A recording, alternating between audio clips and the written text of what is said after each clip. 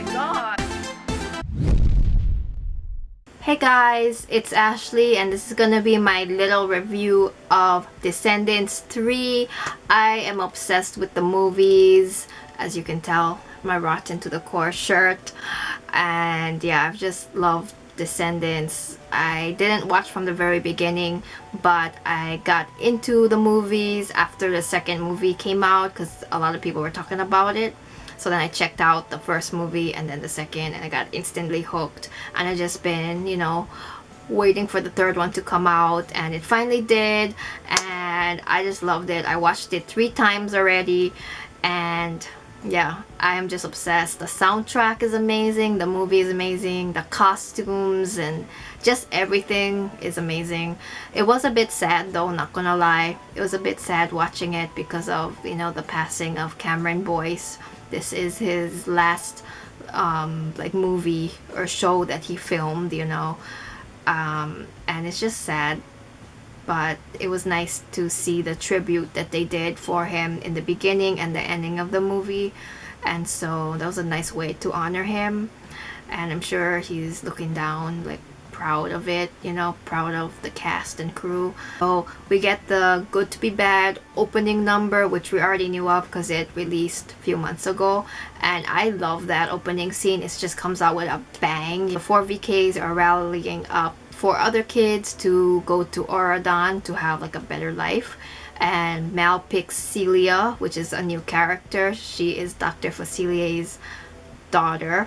Evie picks Dizzy, which isn't much of a shock because from the second movie she wanted Dizzy to go to Oregon. Carlos and Jay pick 2 twin boys named Squeaky and Squirmy, and they are sons of Squee. I don't know really who that villain is, and I looked it up and he kind of looks familiar, but I'm not too familiar with that villain. So if you want to leave some comments down below and tell me, that'll be cool. Everyone's cheering for them, and I like how everyone on the aisle is pretty much supportive of whoever gets in. There's no jealousy or anything like that. VKs go back to Oregon. Ben proposes to Mal, and he did it by kind of hinting at the first movie with a slowed down version of Did I Mention, which was a really nice touch. I loved it. It was really cute. Mal's obviously gonna be the queen of Oregon, and this makes Audrey really, really angry,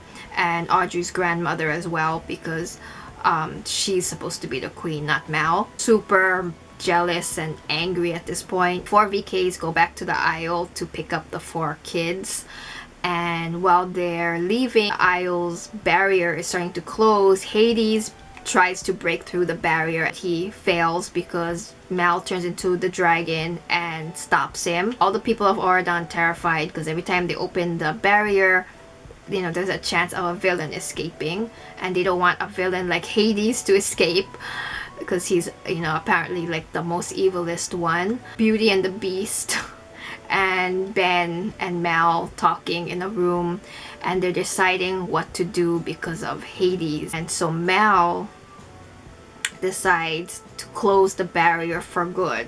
This isn't a good thing because of the kids who they brought to Oregon won't be able to go back home see their parents, and also a bunch of other kids on the aisle won't be able to go to Oregon at all now. Meanwhile, Audrey turns evil. Also though, I need to mention Sarah Jeffrey's vocals though. She went off. I did not know she could sing like that, and why didn't they give her a song in the first or the second movie with those vocals? I'm just saying. But her song Queen of Mean was so good, and her breaking into the museum to steal Maleficent's scepter and the crown,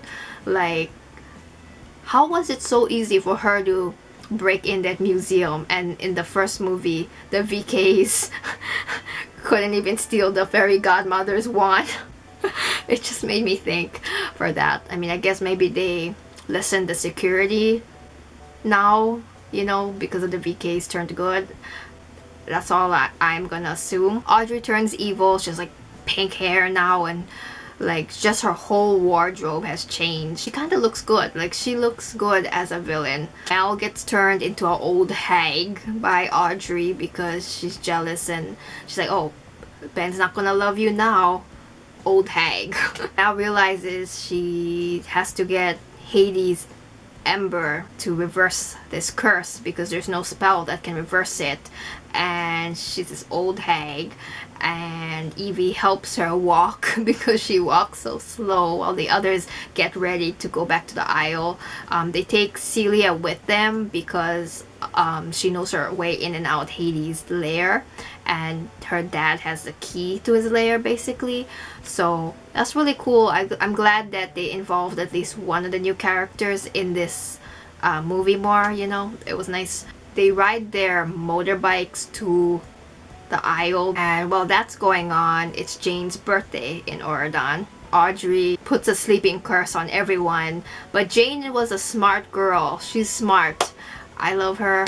She jumps into the enchanted lake because, as we know from the first movie, the enchanted lake washes off spells, so she dives in while, you know, Audrey's like cursing everyone at her party basically. He's the only one that doesn't get spelled or turned into stone, because Fairy Godmother gets turned into stone and like some other people. Mal and Celia go to Hades' lair, and they try to be tricky, but they can't because it's Hades. Like, he's a god, you know, you cannot trick him. So Mal and him have a musical number, and we also find out that Hades is Mal's dad, which I knew he was her dad from the promos and all that, but I didn't know she already knew that. Like, I thought we were gonna find out with her somehow, but no, she already knew he was her dad. Yeah, they have this really cool musical number, which I liked. Like, that was amazing.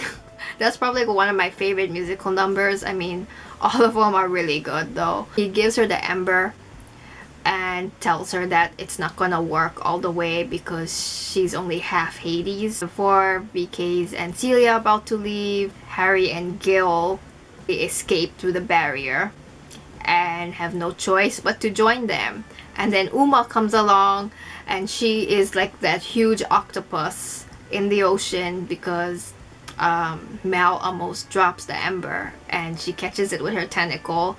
And we basically have this whole thing where Uma and Mal don't want to be on the same side, but at this point they kind of have to, you know, after Mal telling her about Audrey. And Evie in the movie, I love her. She's my queen.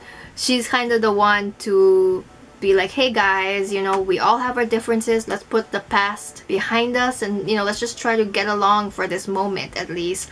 Like, that would be me. Like, she is me in that situation. The musical number, Night Falls, that has to be my #1 favorite because we got China, we got Dove and Sophia on the track, and we got the men too. But Sophia's vocals at the chorus, like, just, oh, give me chills. I love that. And just the whole musical number too, with the knights dancing, and Mal spelled the knights and they started like copying her moves. It was so funny to me. That's kind of just when all of them started to get along more. Even if Uma and Mal didn't want to admit it, that's kind of when they were working together as a team.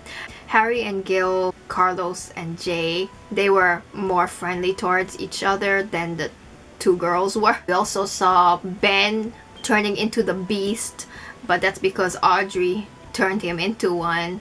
And, you know, it was about time because we have seen few, you know, hints at Ben, you know, roaring, you know, in the other two movies, like being like, hey, when is he gonna turn into the beast? So it was cool to see him as a beast. Jane comes to the rescue with like a water gun thing with enchanted lake water, sprays him, and he's no longer beast, but he has like a beard and fangs still, but at least he's human, you know. There was a really funny scene where Evie, Uma and Mal find Doug sleeping because he's, you know, under the spell. Basically, to break the spell is True Love's Kiss. He basically like breaks into this song called One Kiss, which Sophia owned that scene. Like, I'm glad she had like a musical number to herself. Scene was so funny to me. I'm not like a huge Evie and Doug shipper. Like, I mean, I don't like hate them, but I don't know, I just think their chemistry is like awkward. But I mean, I guess it's supposed to be like that. But yeah, I don't know, I'm not like a huge like shipper of them, so it was like kind of awkward for me to watch that. But Sophia did an amazing job, and that scene was just comical with Mal and Uma like just like watching, and they're like so over it, like, come on girl, kiss him already, you know.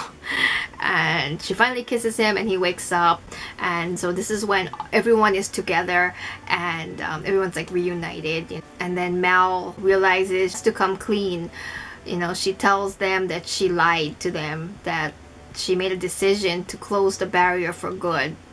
And Evie, you know, is heartbroken by this news. It's like, how can you lie to me? How can you lie to everyone? You know, your family, your friends, you know, and the kids, you know, on the aisle, like, they have no future now. And even the kids, you know, like Celia, she won't be able to see her dad anymore. Celia basically grabs the ember and like throws it in water, so now it's like not working. And she runs off. Uma and Gil walk off too, like they're done with her.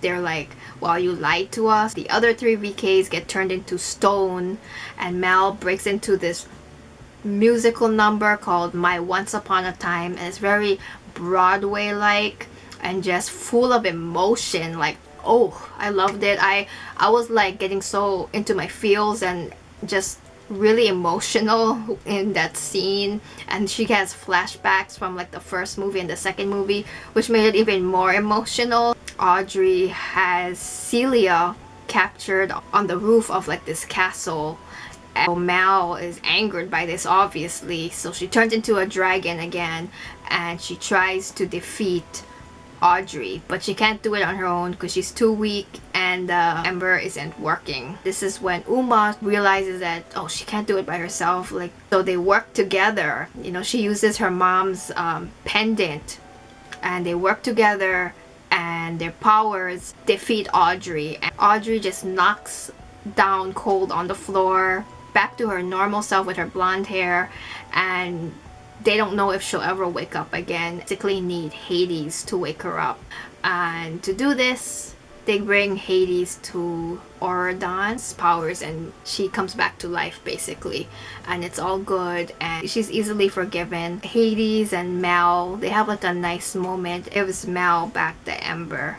And I think this is when Mal realizes that, wow, like, I'm probably never gonna see him again, and I miss him, you know. So I think that's how she changes her mind about whole, like, I'm closing the barrier. So she makes a proclamation to everyone on Auradon, you know, saying that Hades is my father, and everyone's like shocked. She says that she cannot be queen of Auradon because she has to be queen of the Isle as well. Changes her mind that the barrier would be gone for good, and there would be a bridge connecting Isle to Auradon. So that's what they do, and Mal makes this beautiful speech about how, you know, not everyone on the bad side is bad, and not everyone on the good side is good, which I really like that message, because I kind of felt like it was a message that we kind of all needed to hear, especially what's going on in today's world, in the real world, you know, going on with the wall being built, you know, people cross the border and building, you know, Trump wanting to build the wall, you know, without being too political. Like, I kind of felt like that was like a nudge to that, you know, being like, you know, not everyone from the other side is bad, you know. The people from the Isle just want to go to Auradon to have a better life. But just because one guy or a few people from the Isle are bad doesn't make everyone bad.